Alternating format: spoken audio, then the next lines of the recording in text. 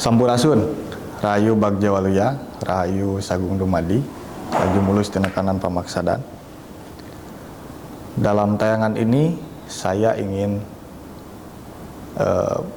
berasumsi, beropini atau lebih tepatnya memberikan tanggapan mengenai insiden di wilayah Sukabumi di Kecamatan Cidahu, di mana terjadi pengerusakan rumah singgah pelajar Kristen ya, yang saya rasa ini sangat memilukan, dan saya turut prihatin kepada saudara-saudara di sana, umat Kristiani. Semoga senantiasa Anda semua ada dalam lindungan Tuhan. Ini juga menambah catatan di bangsa kita ya, terutama dalam ruang keagamaan, menambah catatan kegagalan berpikir, kegagalan bertindak dalam ruang-ruang keagamaan. Maka dari itu, ini selayaknya insiden ini bisa menjadi refleksi, bisa menjadi ajang evaluasi diri, bagaimana nilai-nilai keagamaan yang sejati selayaknya bermuara atau berbuah pada perilaku. Karena istilah agama itu asli milik bangsa kita. Ada dalam beberapa naskah kuno di Nusantara, pun di Jawa Barat, naskah Sunda kuno, itu ada. Istilah agama disebutkan berkali-kali. Seperti dalam Amanat Galunggung, disebutkan jaga rampesna agama, artinya jaga kesempurnaan agama. Dan arti dari kata agama ini kurang lebih adalah perilaku hidup yang baik, perilaku hidup yang penuh cinta kasih, perilaku hidup yang memanusiakan manusia, perilaku hidup yang menyempurnakan, mengindahkan ruang kehidupan ini. Atau jika kita tarik ke dalam diri, agama itu seharusnya menjadikan manusia bahagia, atau setidak-tidaknya menjadi manusia yang bisa membahagiakan, yang bisa memberikan kebahagiaan bagi orang lainnya. Itu tujuan agama.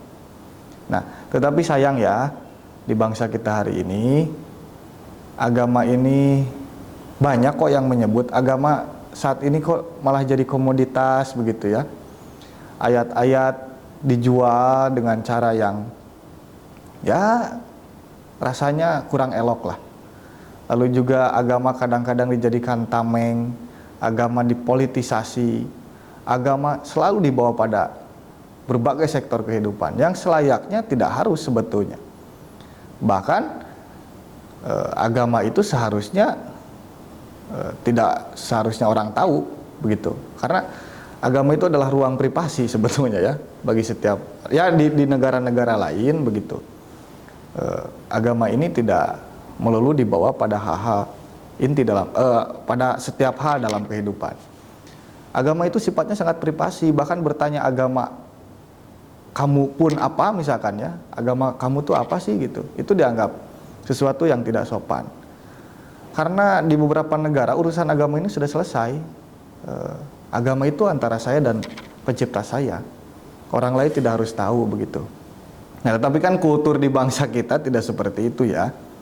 Bahkan mau bikin ini juga ditanya dulu agamanya apa.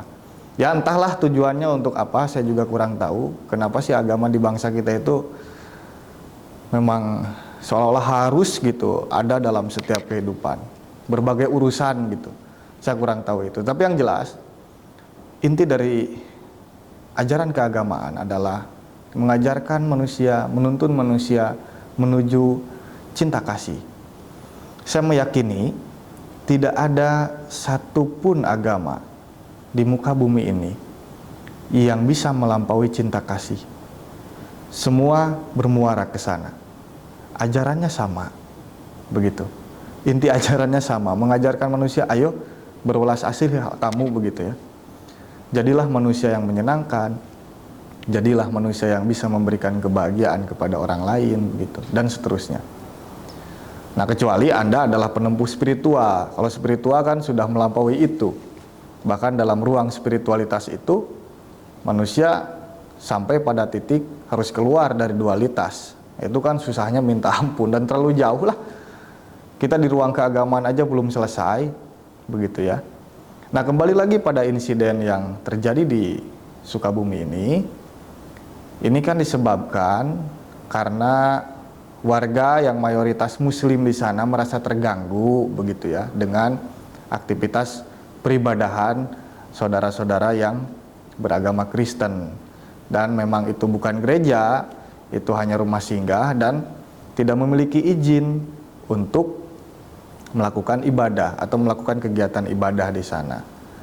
Nah, yang perlu digarisbawahi di sini adalah sejak kapan beribadah itu harus ada izin. Nah, ini yang perlu kita renungi bersama ya. Toh sejatinya dunia ini, muka bumi ini kan rumah Tuhan. Karena hukum semesta itu, hukum jagat raya semesta itu, segala sesuatu yang ada di luar harus ada di dalam, begitu. Ini kan mikrokosmos, yang luar itu makrokosmos, yang besar yang kecil, begitu. Ini kan konsep dualisme, yin dan yang, perempuan, laki-laki, siang, malam, dan seterusnya. Nah, kalau kita berbicara kesejatian, semua jagat raya semesta ini adalah rumah Tuhan. Dan rumah Tuhan pada tangtungan, orang Sunda nyebutnya, tangtungan manusia adalah di dalam dirinya. Artinya, sejatinya ketika kita berbicara tentang ketuhanan, sekali lagi, ketika kita berbicara tentang ketuhanan, urusan lain yang bersifat duniawi harusnya bisa lepas.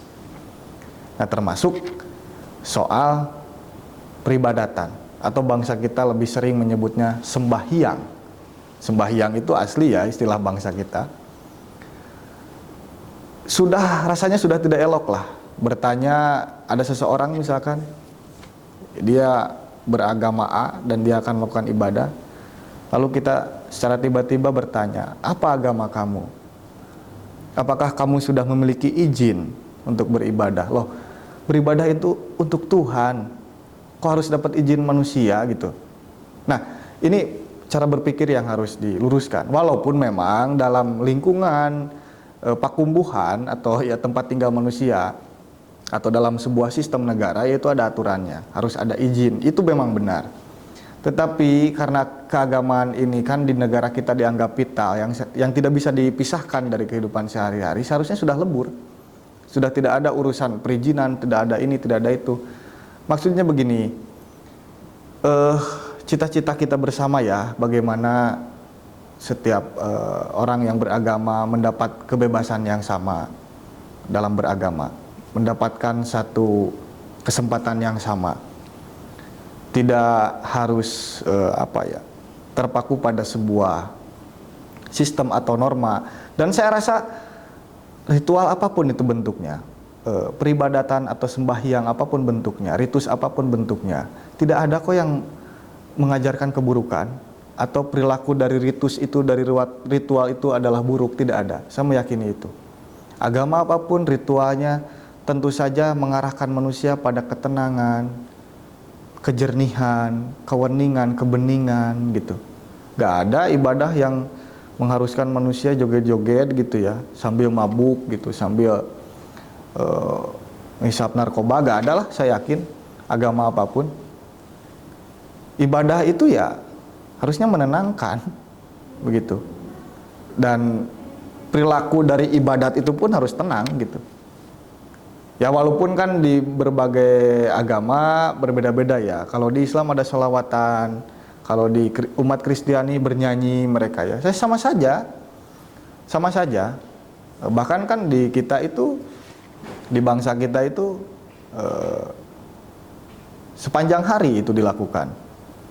Apalagi umat muslim ya, 5 kali sehari begitu, pakai pengeras suara begitu. Kalau umat Kristiani mungkin seminggu sekali di gereja, sama juga pakai pengeras suara begitu ya. agar bisa didengar maksudnya. Tidak lebih dari itu sebetulnya. Pengeras suara itu agar bisa didengar oleh orang banyak. Nah, apa poinnya yang ingin saya sampaikan adalah, mari kita biasakan berikan ruang kepada siapapun itu, pada agama apapun itu, untuk mereka sama-sama merasakan satu kebebasan dalam memberikan pengabdian pada Tuhannya, dalam beribadah. Kalau kita mau banding-bandingan, kenapa kok umat Kristen tidak pernah merasa terganggu ketika mereka mendengar suara adzan 5 kali dalam sehari gitu. Lah ini kan mereka gak tiap hari melaksanakan ritual itu atau kegiatan ibadah itu, tapi kita merasa terganggu, terasa risih. Nah, ini yang gak beresnya mereka atau kita? Ini yang gak beresnya perilaku mereka atau hati kita? Nah, ini saya rasa perlu menjadi sebuah perenungan bersama ya. Bagaimana sebelum kita melakukan penghakiman, mari kita lihat dulu dalam diri kita. Mari kita renungi dulu isi hati kita. Nah, selanjutnya kan juga saya mendengar insiden ini di bawah kerana hukum. Ya, saya rasa itu adalah jalan yang tepat, pilihan yang tepat untuk bagaimana ke depan ini jadi sebuah pelajaran bersama. Bagaimana agama apapun itu ya, saudara-saudara kita sebangsa dan setanah air harus memiliki hak yang sama, harus memiliki kesempatan yang sama dalam melakukan berbagai kegiatan keagamaan. Ayolah kita mulai berpikir secara luas, ayo kita mulai lebih inklusif ya, lebih terbuka dengan berbagai keragaman-keragaman. Terima saja itu sebagai sebuah anugerah. Indah rasanya kalau kita bisa menerimanya. Indah rasanya kalau kita bisa bermurah hati. Ya kan, salah satu nilai keagamaan yang terpenting itu bagaimana manusia harus bermurah hati. Dan itu harus diwujudkan dalam kehidupan sehari-hari, dalam perilaku yang nyata. Nah, saya rasa itu poinnya adalah semoga tidak ada lagi kejadian serupa yang terjadi khususnya di wilayah Jawa Barat, penduduknya terbesar se-Indonesia. Ayolah kita sama-sama jaga rumah kita ini, jaga sumber dayanya, jaga kerukunannya, jaga juga keberagamannya. Sama, mau itu Hindu, Kristen, Buddha, Islam, Katolik, sama, mereka saudara kita. Saya seseorang yang lahir dari rahim Islam, ibu saya Islam, bapak saya Islam, saya besar di keluarga dan lingkungan yang kental dengan pesantren, nilai-nilai keislaman, tetapi seiring waktu saya terbawa dan saya dibawa untuk melihat segala sesuatu dengan sudut pandang yang lebih luas, sehingga tidak mudah untuk melakukan penghakiman. Saya setuju juga dengan satu model hari ini di negara kita, ada yang disebut dengan moderasi beragama, artinya keseimbangan dalam beragama. Nah, itu harus segera kita terapkan. Bagaimana kita tidak terlalu bersikap fanatik dalam hal apapun, termasuk ruang-ruang keagamaan. Kalau kata orang Sunda, ulah kaleueuwihi hirupna kudu sineger tengah. Sabab naon pangeran ge terasepeun ka jalma nu kaleueuwihi. Artinya Tuhan itu tidak suka dengan orang-orang yang berlebihan. Nah, saya rasa pun dalam ruang-ruang keagamaan sewajarnya saja. Pada akhirnya kan agama ini hubungan kita dengan Yang Maha juga gitu. Beliau yang lebih tahu. Makanya ya udahlah, kita mah dharma sewajarnya aja, sekemampuannya aja. Apa yang bukan urusan kita jangan kita urusi. Jangan kita urusi. Kita selesaikan dulu aja diri kita sendiri. Saya rasa poinnya itu teman-teman sekalian. Mari kita jaga rumah kita ini dengan penuh cinta kasih, penuh kedamaian, penuh rasa sayang, agar bangsa ini bisa tetap utuh, berdiri pada norma-normanya, berdiri pada nilai-nilainya yang adiluhung. Dan tentu saja ini berbicara kelangsungan hidup ya, kelangsungan hidup, kelangsungan masa depan yang lebih baik. Semoga seluruh makhluk berbahagia. Atur nuhun, sampurasun, rahayu, sagung dumadi rahayu bagja waluya. Laju mulus tina kanan pemaksadan. Rahayu.